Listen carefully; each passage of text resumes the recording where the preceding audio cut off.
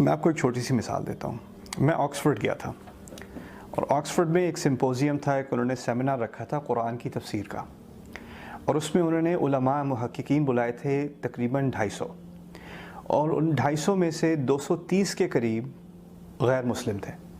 یعنی وہ P H D کر رہے ہیں اسلامک اسٹڈیز میں، قرآن اسٹڈیز میں، یونیورسٹی آف شکاگو سے یا آسٹریلیا سے یا آکسفورڈ اٹسیلف سے یا ہارورڈ سے آئے ہوئے ہیں یا اسرائیل سے آئے ہوئے ہیں.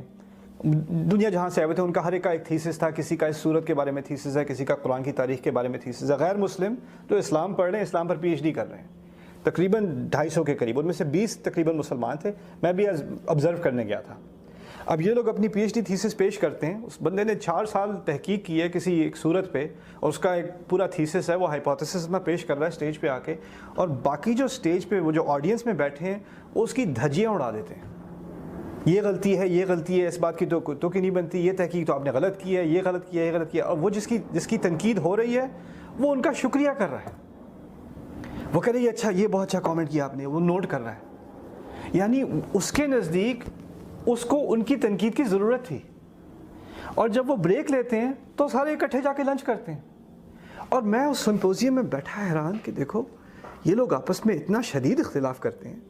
عقلی اختلاف ہے. وہ کہتے ہیں تمہاری بات کی یہ تک نہیں بنتی، یہ تھیسس تمہارا غلط ہے، یہ نتیجہ تمہارا غلط ہے، اس کی دلیل، اس کی کوئی ثبوت نہیں، اس کا کوئی ثبوت نہیں ہے. جس کی تنقید کی جا رہی ہے وہ افینڈ ہی نہیں ہو رہا، اس کو تو برا ہی نہیں لگا، وہ تو الٹا ان کا شکر کر رہا ہے، کیونکہ اس کے نزدیک اس کا جو تھیسس ہے وہ امپروو ہو رہا ہے. اور میں سوچنے لگا کہ اگر ہم یہی ماحول ہوتا اور سارے مسلمان ہوتے اور کوئی جا کر اپنا کوئی تھیسس پیش کر رہا ہوتا، اپنی کتاب کا مقدمہ پیش کر رہا ہوتا، اور کوئی عالم صاحب کہتے کہ آپ نے غلط بات کی ہے، یہ غلط بات کی ہے، تو وہاں پر تو کفر کے فتوے لگ جاتے.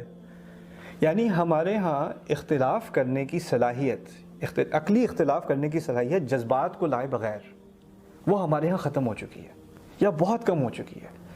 میرا کئی علماء سے تعلق ہے، کئی علماء سے میری ملاقات ہے، اور ان میں سے کئی ایسے ہیں جن کی باتیں، میری باتیں انہیں صحیح نہیں لگتی، ان کی باتیں مجھے صحیح نہیں لگتی.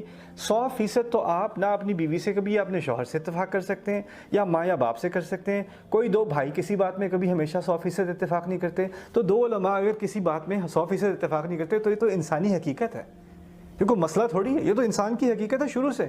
آپ مجھے بتا دیں کوئی ایسا انسان جس کی ہر معاملے میں رائے آپ کی رائے ہے، یہ تو ہو ہی نہیں سکتا. مسئلہ یہ ہے کہ اگر آپ کا کسی سے اختلاف ہے بھی تو وہ عقلی اختلاف ہے. اس اختلاف کی وجہ سے نہ وہ جہنم کا حقدار ہو گیا، نہ وہ واجب القتل ہو گیا، نہ اس کو مارنے کی یا گالیاں دینے کی یا اس کے خلاف دعا کرنے کی ضرورت ہے. اگر اختلافات ہوتے بھی ہیں تو بالآخر اللہ کو ماننے والا نہیں ہے.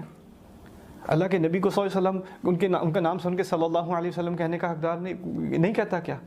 قرآن نے تو کہہ دیا وَلَا تَقُولُوا لِمَنْ أَلْقَىٰ إِلَيْكُمُ السَّلَامَ وَلَسْتَ مُؤْمِنًا. تم خبردار جس نے تمہاری طرف سلام پھینکا بھی ہو اس کے بارے میں خبردار یہ نہ کہنا کہ وہ مومن نہیں ہے. اب آپ مجھے بتائیں قرآن نے کیا ریکوائرمنٹ دی ہے؟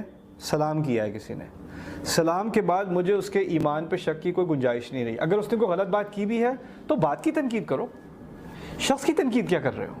ہمارے یہاں ہوتا کیا ہے، بات کی تنقید دور، وہ انسان کی تنقید پہ آ جاتے ہیں، وہ انسان کو جہنمی بنا دیتے ہیں. میرا اور تمہارا، ہمارا انسان کا کوئی حق ہی نہیں ہے کسی کو جنت بھیجنے کا نہ جہنم بھیجنے کا.